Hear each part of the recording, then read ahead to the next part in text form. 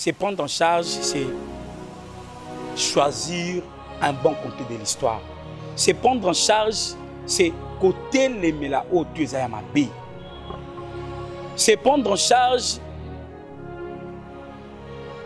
être toujours attaché aux principes et aux valeurs. C'est ce qui incarne aujourd'hui le président Jean-Marc Aboud.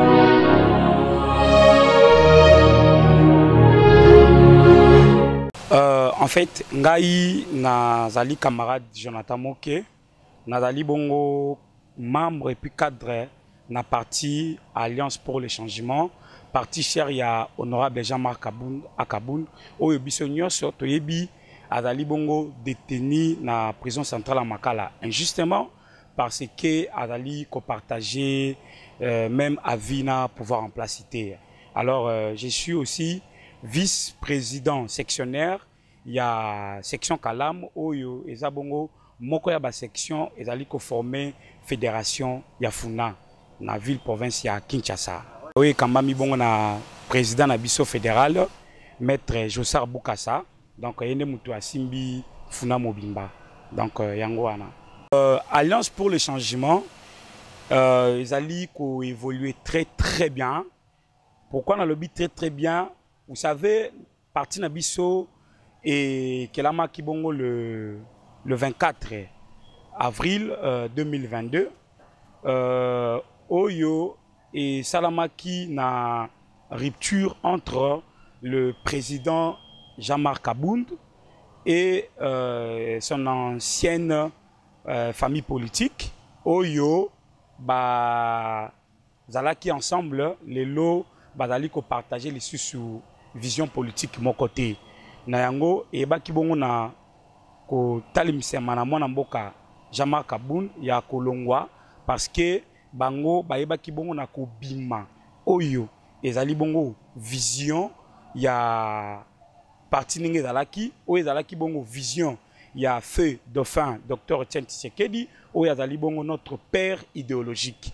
Alors de là ndeki ko sala ke mwana mboka Jean-Marc Aboud ya kolongwa parce que à contester qui injustice sociale autre tali ko vivre les lots injustice na niveau ya justice oignon surtout to telemela ki lobby bandeko yango bakomi ko sala yango mais ya koloba na bino ke parti na biso tali ko kine malamu depuis président na biso azali na prison Makala tangu asali sortie officielle point de presse oyo lelo.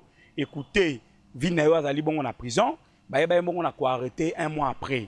Mais depuis Azalaki na prison, Tilelo parti et s'installer na presque toute l'étendue de la République. Il y a tant tika qui parti à tika na niveau ya exécutif national. Mais Lelo parti est installé partout, ba fédération nyonso ya territoire mobimba ya Congo, voire même na ba section à niveau ba commune les lots partis zali ko kola ezola qui est parti na biso ezali ko tambola malamu donc tozali ko évoluer positivement. Vous savez un prophète ce qui a lobby likambu au début bat bandi maraité bat bayaka ko limaye ce qui mayo ya lobby et bandi kokokisama. Au début il y a point de presse oyo président Jean-Marc Aboud Salaki. Beaucoup de gens l'ont jugé de l'immaturité politique. Beaucoup de gens ont dit que votre président Kabound Azalaki pressé, votre président Kabound il est arrogant, voilà. Bayeba ki bongo na ko comprendre passion oyo Azalaki nango te pona mboka. Et à force mikolo ezali ko pusana, maye oyo ye alobaki, les lots tozali ko vivre yango. Et aujourd'hui, les gens commencent à comprendre que non, Kabound avait totalement raison. Et ce qui fait maintenant aujourd'hui que Batou, Bakoma, ko pesaye confiance. Pourquoi? Parce que Maï Oyo yé a dénoncé les lots commis ko vivre yango. On moni même une église à prophète soka ya bani ko loba tout on moni fou hein. Un prophète aya lobi mais celui qui est maramu prophète a lobé comme ko kokisimela yo na vie na yo. Oh non, il avait totalement raison. Donc il faut na kende kokota na église na ye. Et de là aussi j'ai dit faut pas timing ba ke les lots na monde, il y a que 2 personnes au Nzambe a pesa ki mission. Mutaliboso c'était Noé. Nzambe a pesa ki Noé mission ya rosa la hache parce que Dieu voulait changer la vision à monde n'enge komaki. Alors tant appelé Noé mission, ba yoka ki Noé, ba landa ki ba ngwana de babikaki. Mais sur le plan politique, la personne où Dieu a encore donné une mission, c'est l'honorable Jean-Marc Kabound à Kabound. Il y a aussi la Oezabongo Alliance pour le changement parce que Dieu veut maintenant changer le système politique de notre pays. Il veut qu'un pays n'abisso et qu'un délibosso. Alors, Moutou Oyo, Azali censé, il y a même abisso na émergence, c'est l'honorable Jean-Marc Kabound à Kabound. Oyo Lelo, Azali na prison, Azali toujours garder position naie, constante naie, parce que Azali na passion pour na boka on a peuple congolais. Notre parti, il faut pas que c'est un parti démocrate et social. Alors, notre parti, tozali ko soutenir te o ebungami bongo rebelle. O ebungami bongo ko joa pouvoir na voya mandoki. Depuis accord ya Saint City, bayeba ki bongo na ko adopter accord ya kolobake. Seul moyen par lequel on peut prendre le pouvoir, c'est par la voie démocratique. C'est ça notre combat, c'est ça notre lutte. Et il faudra d'abord analyser le fond d'abord de ce que le cardinal a dit. Ce que le cardinal a dit, d'après mes analyses, il a tout simplement corrélevé na biso cause. Oezo salake bande konabiso balongwa na pouvoir balongwa côté bazaliba na pouvoir ba kende ko rejoindre groupe armé ya rebelle plutôt. Ezali ndakisi ya malamu te. Les alliés au biso peut aller au télémela na kati ya parti na biso. Mais cause nango zali bongo ba infristation. Les gens sont infrisés. N'est pas au départ à cause ya ba injustice sociale, à cause ya ba mésaccords ya nenga bat ba yokanité, ndé zali ko sala batu misusu oyo bazali na position fermeté. Bazali, ba démocratité le rôle président Jean-Marc Kabound, Bazali na kolo bandetini. Bazali na position claire te ndeba sepeli ko kende na ngambo ya groupe mais o ezali eloko ya mabe. Alors le cardinal eloko a lobby, il fallait d'abord bandeko na biso ya pouvoir ba tenir d'abord compte ya ko relever ba cause wana ba bongisa bikote na bango pour que mutu mususu akatisa susu na ngambo te. Pour mutu mususu akatisa susu na ngambo te. Ce n'est pas qu'on encourage ça. Mais par rapport à documents où ils allaient circuler dans les réseaux sociaux, où ils allaient relever information judiciaire à la rencontre, il y a le cardinal Ambongo, ndenge balobaka na français, nul est au-dessus de la loi. Et le rotokosenga seulement na justice na biso, il y a qu'au respecter seulement procédure. Parce que le problème en est avec notre justice, ils allaient bon respect à procédure. Au biso peut être subir avec notre président Jean-Marc Kabound, arrestation na condamnation na ye et yeba ki bon na ko respecter bon procédure té. Alors il y a aussi un accord oyo Saint-Siège a signé avec l'État congolais. Alors je demanderai na procureur général de voir d'abord les textes et le binini pour que baye babongo ko respecter procédure na dossier ya cardinal Ambongo. Mais il y a pas ce cas ezali qui a kolobake. Nous constatons que dans notre pays, les gens qui disent la vérité, ce sont ceux-là dans la justice azotia misu. Ce sont ceux-là où justice aza Hollandela. Le cardinal Ambongo, il a dit la vérité. La vérité blesse. On a vite compris que la vérité à l'obaki est blessé ngambu ya pouvoir en place. Ndé sali que ba entamé o. Mais tout le monde a impunité et zo salamaka chaque jour. Impunité zo salamaka chaque jour. Alors, batouana ba procès na bango soke bandi eza sans suite. Soke bandi te et ola la ti nanenge to robosa na yango. Et c'est ça.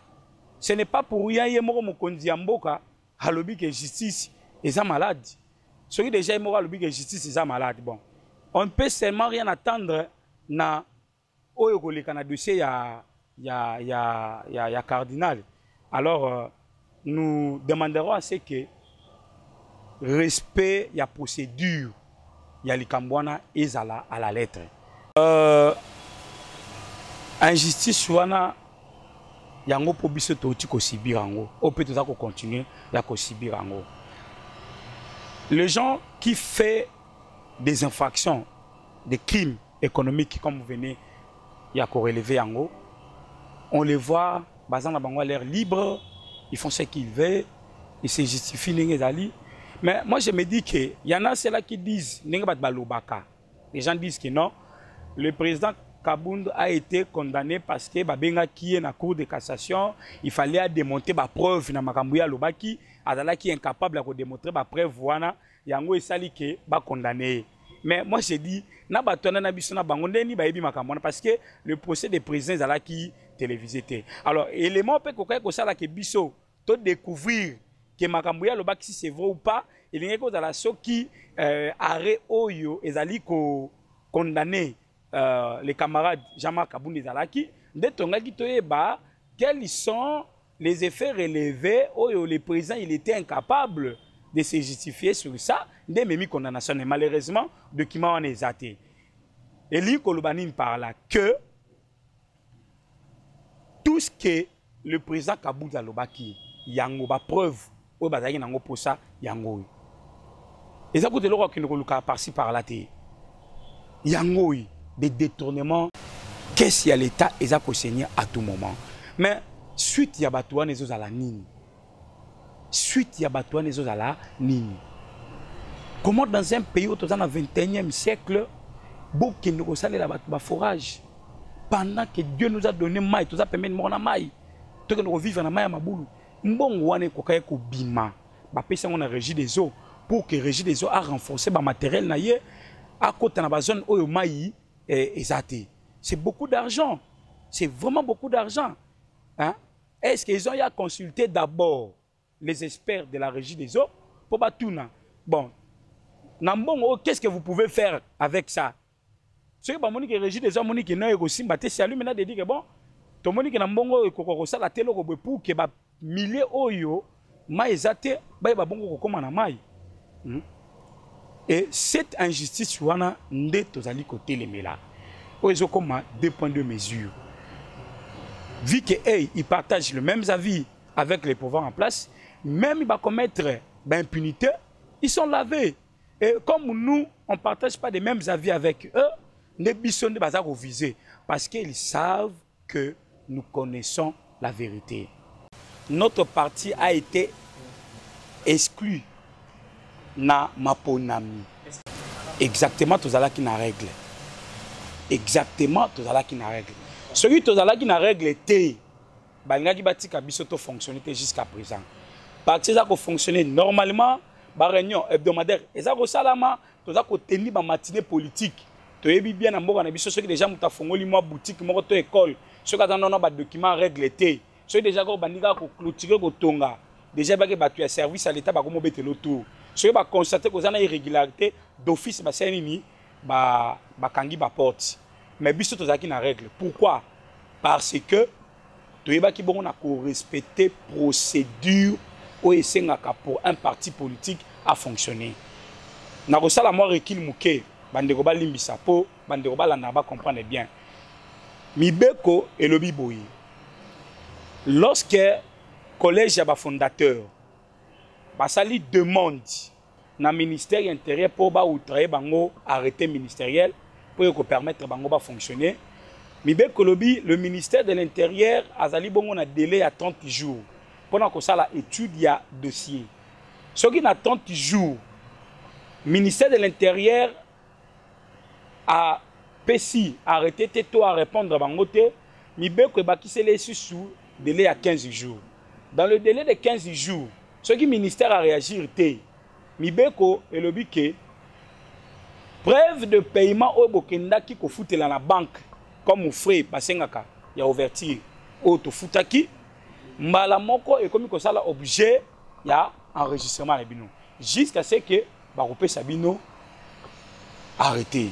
Mouta komaki bato bakomaki Mibeko na il savait bakota qui déjà n'a pas pensé peut-être mouta ozala na autorité on a koki ko empêcher mutu mususu ko remettre arrêté pour na ba compte à rendre ba motif politique.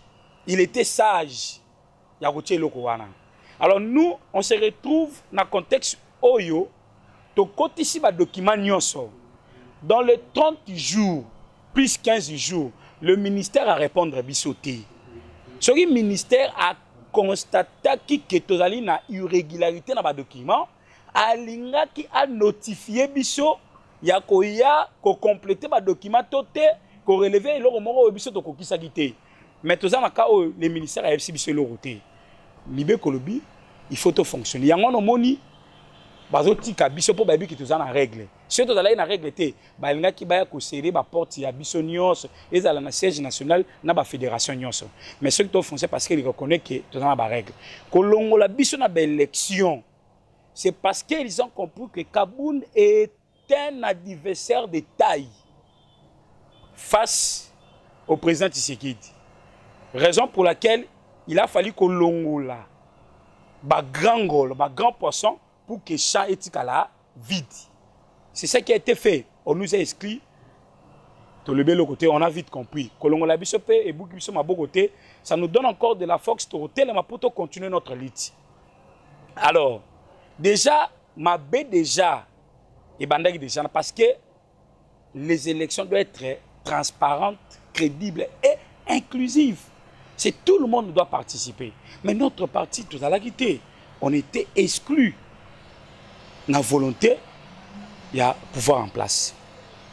L'élection et l'équipe de Moni, la catastrophe, ce n'est que na ba membre, il y a union sacrée kangaki bangona ba machine. Normalement, ba machine à voter. Normalement, ces gens-là devaient répondre à la justice. Jusqu'à présent, ces gens-là va répondre non à la justice.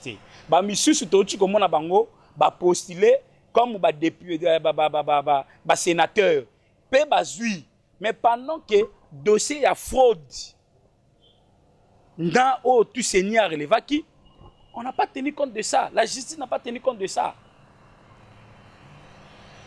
Nous ne sommes pas satisfaits aussi dans le travail à CENI. Je vous mets une thématique très simple. La CENI a remis la liste des résultats provisoires à la Cour constitutionnelle, 500 députés. La Cour constitutionnelle, à son tour, en faisant l'étude de dossier, la Cour a invalidé, si je ne me trompe pas, c'est 49, hein, 49 à 50 députés comme ça. La Cour a invalidé 49 à 50 députés. Est-ce qu'on dira que le résultat de la CENI est crédible? Si le résultat de la CENI était crédible, la Cour voudrait seulement, après ces investigations, après ces enquêtes, il voulait adopter le résultat de la CENI. Même la Cour conteste le résultat de la CENI. Ce qui détermine que la CENI n'a pas fait un bon travail. Parce qu'il y a eu beaucoup de contentieux électoraux. Déjà 50 contentieux électoraux invalidés par la Cour. Ça prouve que la CENI n'a pas fait un travail de qualité. Si déjà les prémices sont fausses, à quoi bon attendre la suite? Le début a été déjà mal. Mais qu'est-ce qu'on attend? La fin. On va se revoir ça. Les gens dont la CENI et Moko a déclassé Bango dans le processus électoral, il y a des députés. Ce sont ceux-là, aujourd'hui, qui sont des députés. À l'occurrence, le gouverneur Gentini Ngobila. Dossier Naï. Il a été cité parmi les gens où il y a des machines, tout ça. Mais ce sont des gens qui devaient répondre à la justice. Il fallait tous de la bango. Mais tellement ils sont là, à côté du chef, bazo flatté, ils font tout ce qui est là. Il n'y a pas moins de la bango.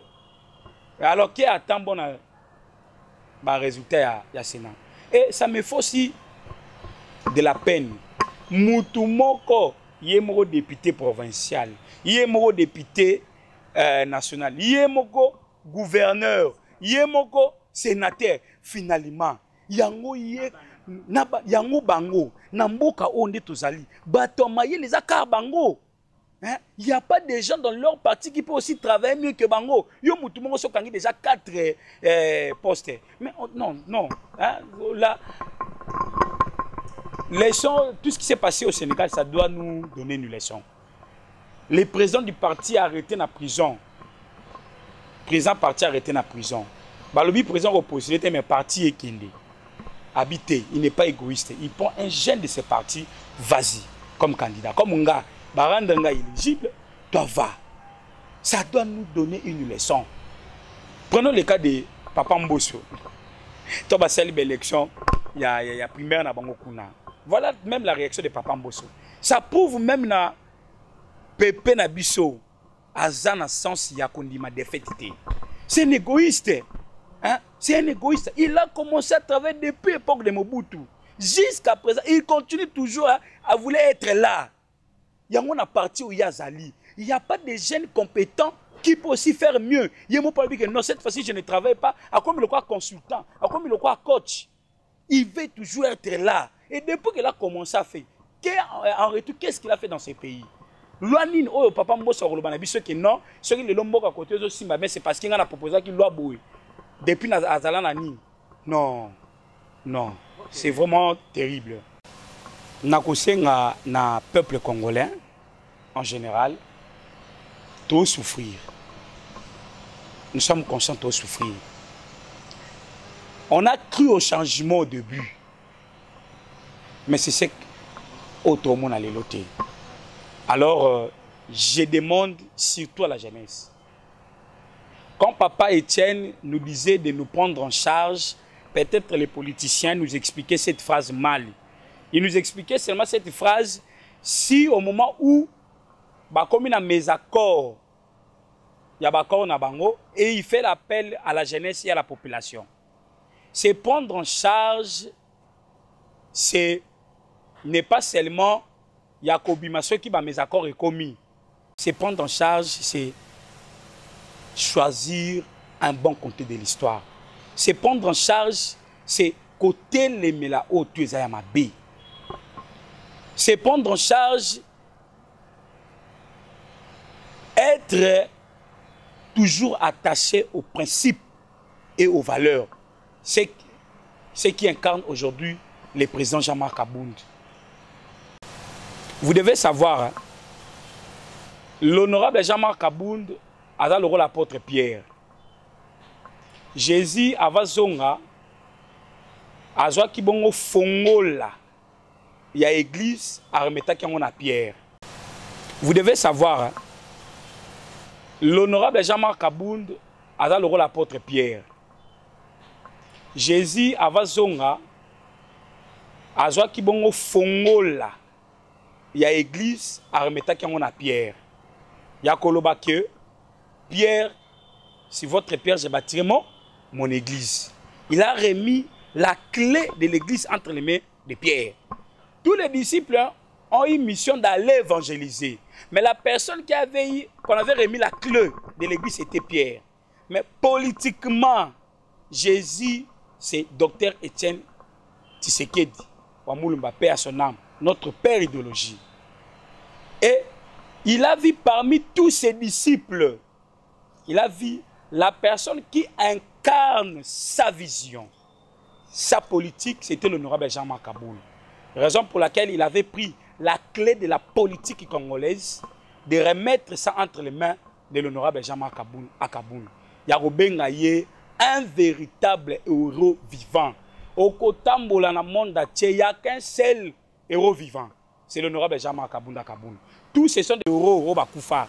Mais quelqu'un va un héros vivant par Mouto Obisona Bango, toujours considéré comme père de la démocratie, comme un idéal pour nous. Ils étaient nombreux là-bas, l'IDPS. Si que Étienne dira sur un autre cadre du parti. Maintenant, je vais vous présenter le président de la fédération du Haut-Lumambi. C'est M. Jean-Marc Kabunda Kabunda. C'est un véritable héros.